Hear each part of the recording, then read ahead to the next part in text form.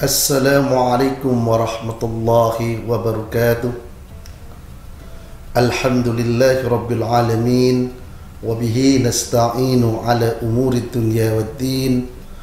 Wassalatu wassalamu ala ashrafil anbiya'i wal mursalin, Nabiyyina Muhammadin wa ala alihi wa sahbihi ajma'in. Subhanaka la ilma lana illa ma 'allamtana innaka antal alimul hakim. Para pemirsa sekalian, mari kita selalu mengungkapkan rasa syukur kita kepada Allah Subhanahu wa taala yang mana dengan segala nikmat dan karunia-Nya kita masih bisa melaksanakan ibadah puasa sampai saat ini. Mudah-mudahan apa yang kita lakukan diterima oleh Allah Subhanahu wa taala. Kedua kalinya sholawat berserta salam semoga tetap terlimpahkan kepada Nabi kita, junjungan kita, Nabi besar Muhammad sallallahu alaihi wasallam, yang mana dengan adanya beliau kita memahami tentang Islam, kita mengerti tentang iman, dan kita tahu tentang ihsan, yang mana kalau ketiga-tiganya ini kita lakukan secara istiqomah, insya Allah kita termasuk bagian orang yang bertakwa, yang mana nantinya kita ingin dengan ketakwa ini kita mati dalam keadaan husnul khotimah. Subhanaka la ilma lana illa ma 'allamtana innaka antal alimul hakim. Maha suci Engkau ya Allah, tiadalah kami mendapatkan ilmu kecuali ilmu yang Engkau ajarkan kepada kami, sesungguhnya Engkau Maha mengetahui lagi Maha bijaksana. Pemirsa sekalian, Allah Subhanahu wa taala berfirman dalam surat Al-Ashr, A'udzubillahi minasyaitonir rajim. Bismillahirrahmanirrahim. Wal 'ashri innal insana lafi khusr illa alladhina amanu wa 'amilus solihati wa tawasaw bil haqqi wa tawasaw bis sabr. Wal 'ashri, demi masa, innal insana lafi khusrin, sesungguhnya manusia itu dalam keadaan kerugian.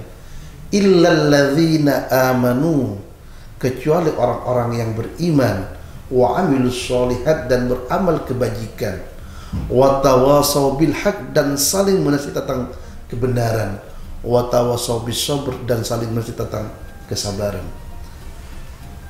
Para hadirin pemirsa sekalian, mari kita bahas surat ini sampai ayat per ayat. Wal 'ashri, demi masa. Di sini Allah bersumpah dengan waktu. Kalau sesuatu Allah bersumpah dengan sesuatu, kalau Allah bersumpah dengan sesuatu, pasti sesuatu itu penting bagi manusia. Kenapa? Karena sebenarnya agama itu untuk kepentingan manusia, bukan kepentingan Allah. Di sini Allah bersumpah dengan waktu, berarti waktu itu sangat penting untuk kebutuhan manusia.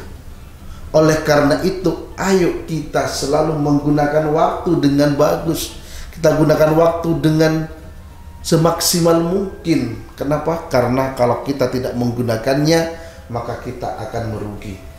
Sebagaimana orang Arab mengatakan, al-waqtu kasyayf fa illam taqta'hu qata'aka. Waktu itu bagaikan pedang. Jika kamu tidak memotongnya, maka pedang itu yang akan memotongnya. Artinya, kalau kita tidak menggunakan waktu dengan sebaik-baiknya, maka waktu itu akan berlalu tanpa ada maknanya dan kita akan merugi. Orang Inggris mengatakan the time is money, waktu itu adalah uang.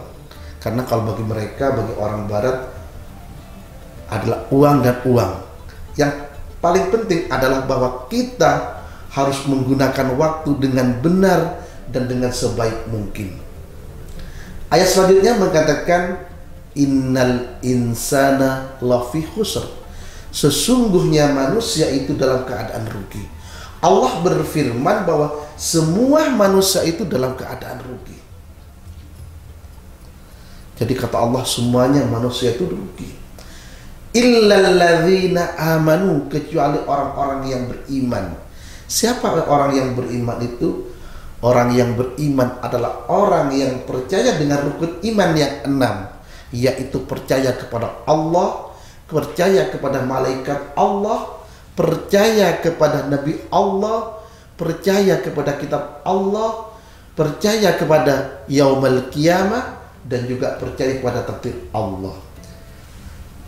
Para pemirsa sekalian, tentunya kalau kita sudah beriman kepada Allah, pasti kita akan melakukan segala perintah Allah dan menjauhi segala larangannya, dan kita memasrahkan hidup kita segalanya hanya kepada Allah Subhanahu wa taala. Selanjutnya mengatakan wa amilus sholihat. Selain kita beriman oleh Allah, untuk menjadi tidak rugi adalah kita melakukan amal kebajikan. Melakukan amal kebajikan ini, pemirsa, tidak sama dengan melakukan amal baik. Kalau melakukan amal baik, perbuatannya baik tapi tidak diniatkan karena Allah. Tetapi kalau amal kebajikan, perbuatannya baik juga diniatkan karena Allah. Oleh karena itu, ketika kita melakukan apapun, kita harus berniat karena Allah, bukan yang lainnya. Kenapa? Karena apapun yang kita lakukan hanya lillah.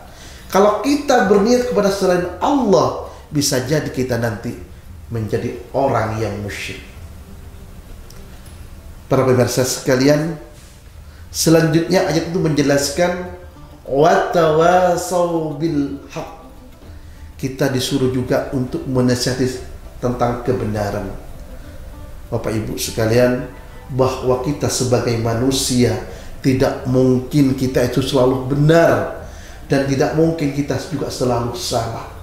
Oleh karena itu, karena kita itu pasti ada kebenaran dan kesalahan, oleh Allah kita disuruh untuk saling menasihati tentang kebenaran. Kenapa?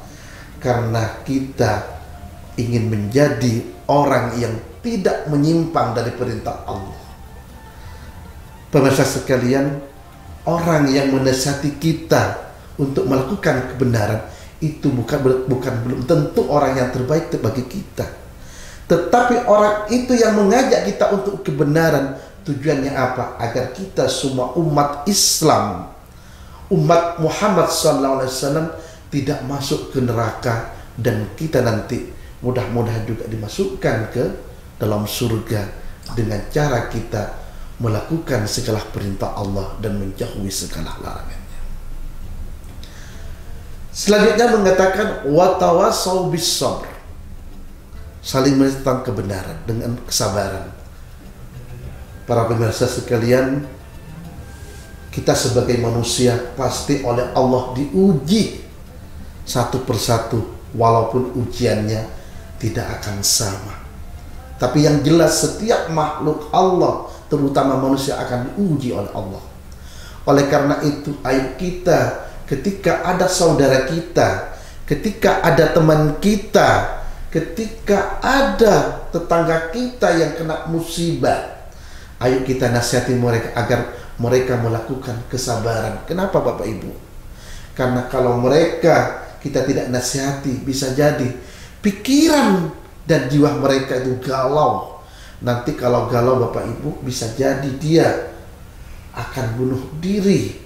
Bisa jadi juga dia akan selalu menyalahkan Allah.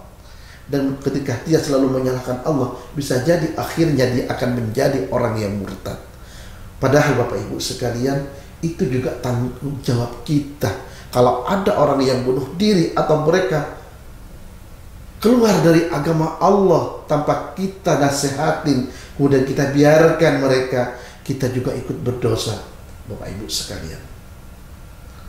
Tentunya Bapak Ibu sekalian, ketika kita melakukan nasihat kepada orang lain, kepada saudara kita, kepada tetangga kita, atau kepada siapapun, kita harus juga menggunakan bahasa yang baik. Kaulan syadida, kaulan karima, kaulan baligha. Bukan menggunakan bahasa yang jelek, apalagi pencemooh, apalagi menghina, apalagi hanya untuk mengkerdilkan orang tersebut.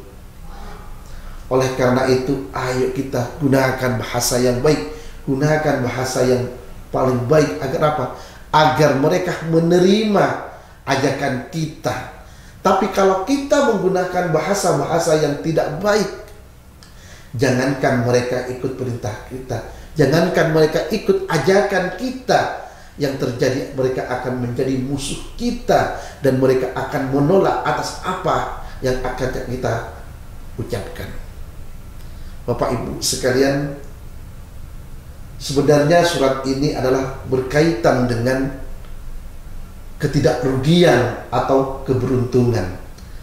Ketidakrugian atau keberuntungan ini adalah bentuk ketakwaan kita. Dari mana kita bisa mengatakan ketidakrugian dan keberuntungan itu adalah ketakwaan?